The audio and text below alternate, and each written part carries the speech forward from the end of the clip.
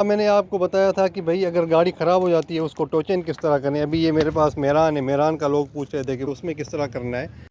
तो उसमें भाईजान ये मेरू में भी भाईजान ये दिया होता है, ये आप इसको कम ना समझें।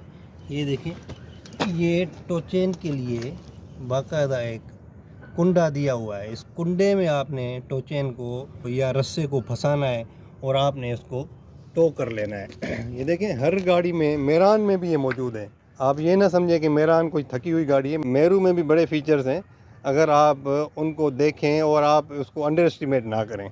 और अगर बैक साइड से आपने उसको खींचना है, ये जी उसकी बैक साइड है।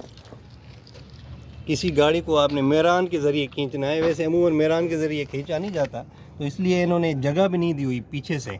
तो पीछे से आपने ये जो मजबूत जगह होती है ना, आपने इसमें फंसाना है उस टो चेन को या रस्से को, या इस तरफ से ये वाला भी है, इसमें आपने फंसाना है। यानी ये जो मजबूत जगह, जिसमें आपके पास जगह मौजूद ना हो, जिन गाड़ियों में, पुरानी गाड़ियों में, तो आपने कोई ना कोई मजबूत जगह देखनी है। ये देखें, दोनों तरफ से है, ये बड़ी मजबूत होती है। ये जो पट्टा होता है, इसको आपने, ये लोहे का है भाई, इसको आपने यहाँ पे फंसाना है टो चेन को, या उस तरफ जो मैंने आपको दिखाया इसमें फंसाना है। तो आपकी गाड़ी इजीली किसी और गाड़ी को आप टो चेन कर सकते हैं।